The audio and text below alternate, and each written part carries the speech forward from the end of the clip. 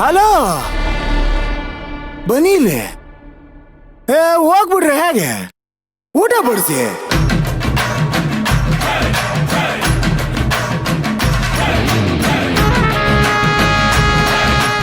What?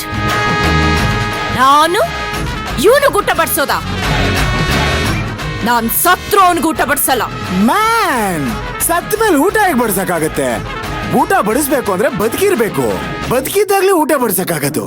ನೀವಿವಾಗ ಊಟ ಬಡಿಸ್ದೆ ಹೋದ್ರೆ ಇಲ್ಲೇ ರಾಮಾಯಣ, ಮಹಾಭಾರತ, ಕುರುಕ್ಷೇತ್ರ, ನಾನೇ ಶ್ರೀಕೃಷ್ಣ.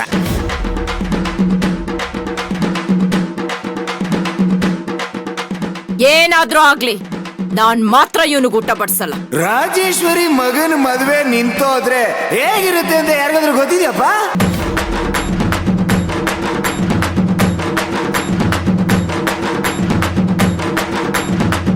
ತಾರಕ್,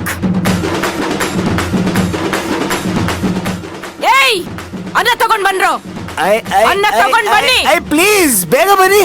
ಬನ್ನಿ ಬನ್ನಿ ಬನ್ನಿ ಬನ್ನಿ, ತಗೊಂಬನ್ನಿ. ಕೊಡಿ ಕೊಡಿ ಕೊಡಿ ಅವ್ರಿಗೆ. ಯುಗೋಯ್ಯ.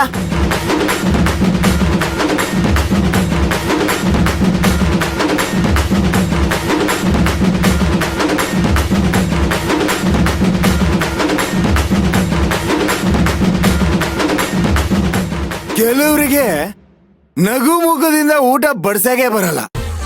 ಬಡ್ಸಿ. ನನ್ನನ್ನೇ ನೋಡ್ತೀರ, ಬಡ್ಸಿ.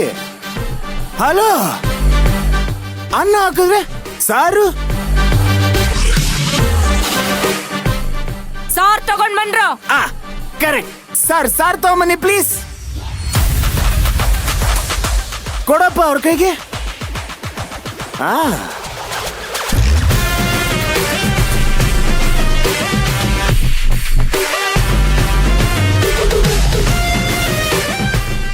ಈಗೆಲ್ಲ ಬಡಿಸ್ತಾ ಇದ್ರೆ ತಿಂದಿದ್ದು ಅರ್ಗಲ್ಲ ಬೆಟ್ಟ ಅಂಕಲ್.